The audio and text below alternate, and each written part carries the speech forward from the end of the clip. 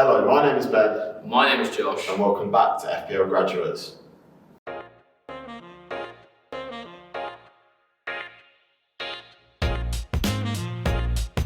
So welcome to episode 4 of FPL Fridays. Today's guest is Connor. He's a Spurs fan, if you couldn't tell.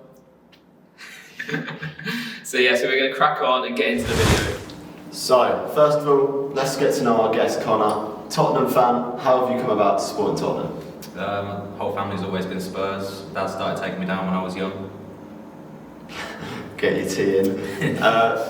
Just sort of grew from there. So do you get to many games? Do you get to home games, away games? What sort of games do you I've get been a to? season ticket holder for 4 years, but Nice. obviously with COVID not happening at the minute. Yeah. Also uni as well, strapped for cash a bit, so Yeah. I'll go to less and less, but I want to start going to a few more hopefully in the future. Yeah, that's good to hear. So, obviously supporting Tottenham, what FPL assets would you tell the fans to bring into their FPL teams? Obviously you've got to have big Harry Kane captain every single week. That's the start. I alternate with Vardy at the back as well, depending on who we're playing. I've got him on the bench this week because obviously I've got United, so Bruno don't really fancy him against Rashford and Bruno. So, now, time to have a look at Connor's FPL team. Time for you to have a little roast of Connor's team in them comments down below. Make sure you do so. Connor, who have you got in your FPL team? Starters, I've got Leno in goal because nice and cheap. Also, they've got Sheffield this week, so it's a bit of a gamble, but you know. Castagna, Van Dijk and Ake, centre-backs. All big teams. City and Liverpool tend to keep a lot of clean sheets, and Castagna's doing bits at the minute, so that was the reasoning for that. Obviously Bruno, because he gets a penalty every second week anyway, so decent bet. Greenwood, because he's a baller. Rodriguez, because he's doing bits with Everton. Foden, because he's, I don't know, he is a baller as well. He's either a baller or doing bits, I've seen it. I've actually got Calvert-Lewin captain this week. I've changed it, because Kane's against United. And also he's scored 2 hat-tricks in the last week, so it's a pretty safe bet. Then Kane and Antonio leading the line along the field. All very English front line. I really like that defence. I think it's quite interesting. But as we've seen, Ruben Diaz has come in to City at 5.5. So will we see Ake get as many minutes? Who knows? Easy switch out there if he does. It is an easy switch out. Right, so it is my favourite time of the week. It is Test Your Guess time. Obviously we had Johnny last week. He got a solid score. I believe he got 6 points, or was it last week? How do you think you're going to fare coming up against players like that? Not good. I'll give him a go. Give him a go. Right, Josh, let's get 60 seconds on that clock. 3, 2, 1. So, Gareth Bale left for Tottenham for Real Madrid in 2013. What was his price when he left in FPL? I have no idea. We'll pass that. Name a South African player to have played for Tottenham. Wanyama. Is he South African? Which current player has the most Premier League appearances for Tottenham? Lloris. Correct. How many clean sheets did Tottenham keep last season? 12. Wrong. 8. How many goals did Kane score in the Premier League last season? 18. Correct. Name a Spurs player to have already received a yellow card this season. Eric Dyer. Wrong. Spurs last won a trophy, 2-1 over Chelsea in the Carling Cup in 2008. Who scored the winning goal? Rookie. Woodgate. Who is Tottenham's most expensive defender in FPL? Alderweireld. Doherty. Who has the most points so far in FPL for Tottenham this season? Got to be Sonny. Kane. Who is Tottenham's record signing? Ndombele. Correct. And how much did you pay for him? 64 mil. 54. How many seats are in the new Tottenham Hotspur Stadium? 2,000. I think we'll give him that one. We'll give him that one at the end. That was so cool. Right. So, wasn't the best run, but 4 points is still something to take home. I don't think you're going to be the worst this season, let's put it that way. So it's not a bad score to get. A lot of pressure on it. How do you feel that went? Very poor. Very poor. We'll move on. Alright, so moving on to the next segment of the video, we're doing our fixture rundown. Starting at 12:30, it's Chelsea versus Crystal Palace. Yeah, this is the make or break for Timo Werner, for both of us really. Yeah. Chelsea looked horrendous against West Brom in that first half. In that second half, they got a lot more creative and they produced a lot more.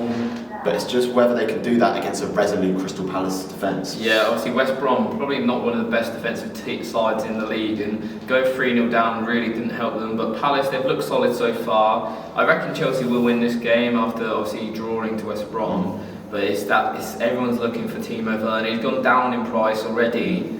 And if he doesn't get anything back this week, he he could be shipped out. Yeah, he could be gone for a lot of managers if he gets nothing this week. I can't see too many goals in this game personally. I think maybe a 1 or 2-0 win to Chelsea. We'll have to wait and see for that one, won't we? Yeah. So next up, the 3 o'clock game on Saturday is Everton against Brighton. This is a really interesting game of two teams who look really good at the start of the season. Yeah, obviously Everton, some great new signings. Calvert-Lewin on an absolute unreal run of form. 2 hat-tricks in about 2 weeks or something stupid like that. Looking really good, but then you've got Brighton on the other hand who are looking really good under Potter, and more so the way they play than the players that they have. Obviously Lamptey's probably their best player to own. Yeah, I mean, against United they probably should have got a win. They straight up, they were quality. Lamptey ran that show. Trossard looked incredible, hit the post, what was it, 2 or 3 times. Yeah. So I think Brighton could potentially do an upset and could upset a lot of FPL managers this week. Yeah. We'll have to wait and see. I can see this being a really tight game though. Yeah, I don't think that this week. I just don't think there'll be a lot of goals compared to previous weeks. So maybe one for the defensive assets. Moving on to half 5, we've got Leeds at home versus Manchester City. Obviously, City having a stupidly bad week last week against Leicester, and then Leeds, a great run of form. They're looking very good. It's going to be a goal fest. I think the only game this week to be a goal fest. I think there's going to be a lot of goals in this game. You can always see whenever City lose a game badly, like they did last season against Norwich, they always bounce back and they always just get those massive wins in the 6-7 goal games. I don't think it's going to be quite up to that extent, maybe 3 or 4 goals maximum, but it could be a case of City really stamping their authority on this game, and it could be a really tough one for Leeds United. Yeah, City not as good away from home as they are at home, so you've got to bear that in mind, as well as Leeds obviously being a fantastic side this season. I think they're going to cause a lot of big teams problems, the way Bielsa plays, so it's going to be probably my pick of the week for a game to watch. There we go. So the final game on the Saturday is going to be Newcastle United playing Burnley. Again, this doesn't scream of goals, does it? No, not at all. Burnley again at the 8 o'clock kickoff. You hate to see it, but Newcastle, they've looked okay since obviously the start of the season. Got a few assets. I've got Jamal Lewis myself, who I'll be playing this week. If I could predict any score, I'd hope it's a 0-0 with the Burnley and Newcastle defensive assets. Yeah, I can see it being 1-0 either way. Newcastle have been one of them teams that's been quite strange. They've either been really good or really poor. There's no in between. So I can see them either winning 1-0 or losing 1-0. One of them's going to happen. Yeah, Burnley not been playing too well either, so it'll be interesting to see who comes out on top. Definitely. So moving on to Sunday now, we have Southampton at home against West Brom, 2 very good attacking sides.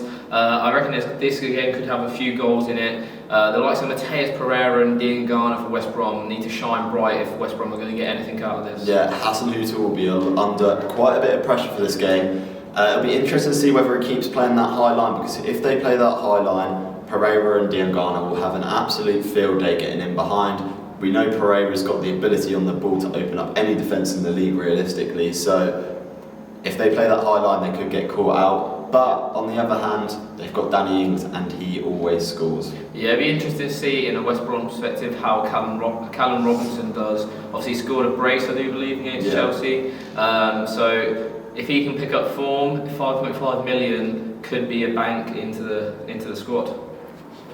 So at the same time will be the Leicester-West Ham game. Leicester at home, coming off the back of an incredible win at Man City. Can they keep that up? Yeah, I think they will do. West Ham, although everyone's been saying they look terrible, I think they've actually looked all right.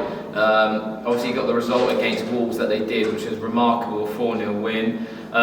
You've also got the likes of Vardy at Leicester. Obviously he scored a lot of goals, but they have been a lot of penalties, haven't they? Yeah, I think this could be a good week for Castagna and James Justin as well, getting forward so much and more touches in the penalty area than Jamie Vardy this season. So could be one to look out for in that game. So moving on to 2 o'clock, we've got Wolves versus Fulham. Obviously Wolves 4-0 loss to West Ham is not really what you want, and then Fulham has been probably the worst team in the Premier League this year. Yeah, Nuno's going to get into the Wolves this week in training. You can already tell that. He's the sort of manager who, after a defeat like that, he will get his team to work well together. He'll get them firing back on all cylinders, and I think that will happen again this week. Yeah. Fulham just look too terrible to predict anything other than Wolves maybe coming away with a pretty easy win. Yeah, I agree with that. although Wolves this season, I think it's been different to previous seasons. I don't think they know what their best starting 11 is. Obviously, he's sold a few players, haven't really brought many players in. So it'll be interesting to see if they can pick up form and the likes of Jimenez, etc. actually perform. Yeah, obviously, Semedo has now had a full week of training in with Wolves, so he could slot in and do a pretty good job there. So on Sunday as well, we've got Arsenal against Sheffield United. It'll be really interesting to see how Arsenal set up with Arteta after not looking so great against Liverpool. Yeah, indeed. Obviously, Sheffield United haven't had the greatest of starts either. A lot of their defensive options have gone down in price, going down to 4.9 million and 5.4 million, depending which ones you have. So not ideal, but I reckon if there's going to be probably a game, it could be this one that Sheffield United could keep a clean sheet. Yeah, Sheffield United do like to come up and play well against the big teams, and this could be the game that could kickstart their season, really. They've looked quite poor, played against teams in and around their sort of position. So they could produce something in this game against Arsenal. We know what they did last season against them, so maybe they could do that 2 seasons in a row. Definitely, and obviously Oliver Burke, 4.5 million. I've banged on about him for about a week now. You need to get him in. He's playing up front for Sheffield United at the minute in a midfield position. If he just gets 1 return in, say, 4 weeks, you'll be happy with that. Moving on to the biggest game of the weekend this weekend, it's Manchester United at home to Tottenham. Huge game. And I can't really see where this one is going to go. Like, we could see a Mourinho masterclass as he did against Chelsea, but we could also see that front four from United. They could produce something special because Tottenham, although they haven't really looked that great defensively, have they? No, not great at all.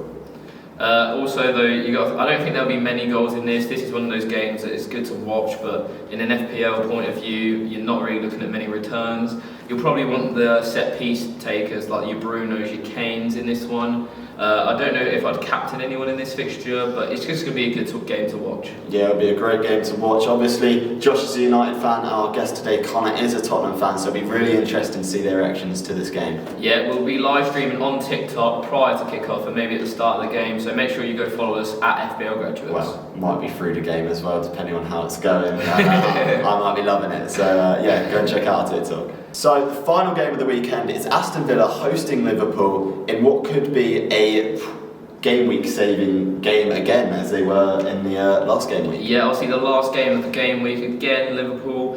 Aston Villa looks really good since starting this season. Obviously 2 wins out of 2, and I do believe 2 clean sheets out of 2. So that's much different from the Aston Villa side we've seen last season. Then on the other hand, we have Liverpool, Mo Salah, Mane, Trent. The list goes on for the amount of assets that people own. Will they be able to get big returns?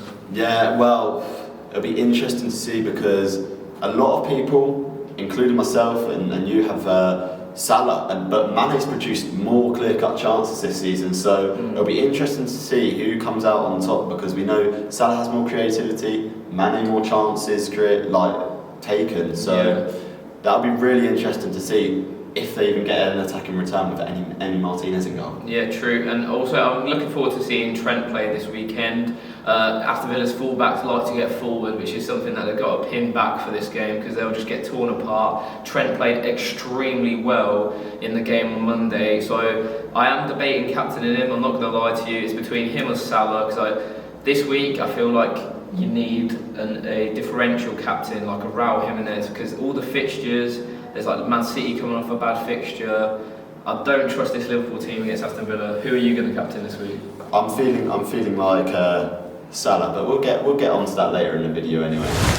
Right, so it's that time of the week, the Guest Captain League, and let's have a look first of all what Johnny Vick did last week. He obviously had Dominic Calvert-Lewin, 12-pointer. That puts him in the middle. Lewington from Gameweek 1, you're still ahead, mate. You're doing well. So what we want to know, Connor, is if you could pick any player for this game week to captain, who would it be?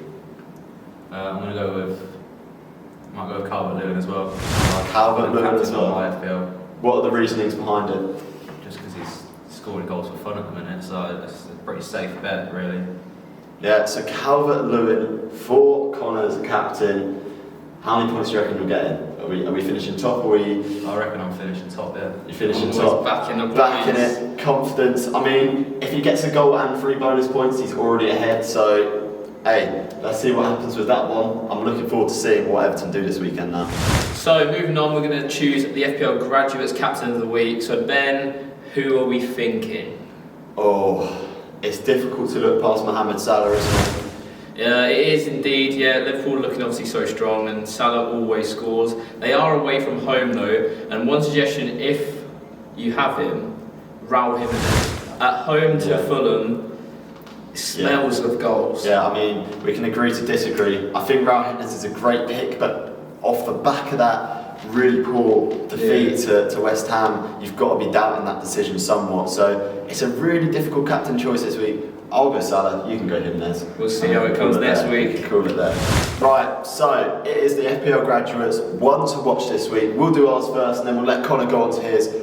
What's ours going to be this week, Josh? It's going to be Riyad Mahrez. He's at £8.4 million, already gone down in price. Was the best performer for Man City against Leicester without a shadow of a doubt, with a goal and an assist. He's got to start against Leeds, who they're playing this weekend. So get him in your squads. Hey, he looks too good, and with City's injuries at the moment, I think after his performance, he's guaranteed to start, surely. So that's a great pick for us. Connor, who have you gone with as your one to watch this week? I'm going with Harvey Barnes, because Leicester played a very poor West Ham side this week. They've been poor all season so far, leaking goals left, right and centre. He's quite an explosive player that likes to pop up with a goal and assist here and there. So fair enough. Lovely, love to see it. Okay, so moving on, we're going to be talking about the FPL Graduates League. If you still haven't joined it, there is a link at the end of the video and in the description. So the top scorer this week is Mushumba Evans of Evo FC, scoring a 78 points, very good score. Wow, who's he got in then? Who's he got in? The main man himself, captain Jamie Vardy, I think he outscored you on just that amount of points, 34 No, points. I've 35. Oh, 1 point, he's nearly outscored Ben already. He had Danny Ings, Calvert-Lewin, Mendy, which is surprising, who got an assist, Trent, Conser, some good players considering how bad of a week everyone had. Wow, that is crazy. And they're currently top of the league, just about by about 5-6 points. Alex Thomas has Lewis FC, so probably off of Lewis, I imagine, Carefree Lewis. He had a 56 pointer this week. Captain Havertz with a 10 pointer. So that team's looking pretty strong at the moment. He's got a few good players: Harrison, Kane, Bamford. Got in goals in there, Dallas, Leeds Trent. triple up, that's mad. He's got a Leeds triple up and it's working for him. He's top of the league at the moment. So well done to Alex Thomas, who's currently top of the league, and well done to everyone who's got above 50 points this week, because you've done well. Alright, so that concludes episode 4 of FPL Fridays. It's been a great one. I'd like to thank Connor for coming on. Thank you, mate. thanks for having me. And yeah, as always, please like, please comment, please subscribe, follow our Twitter, follow our TikTok. I've been Ben. I've been Josh, I've been Connor. and we'll see you Later.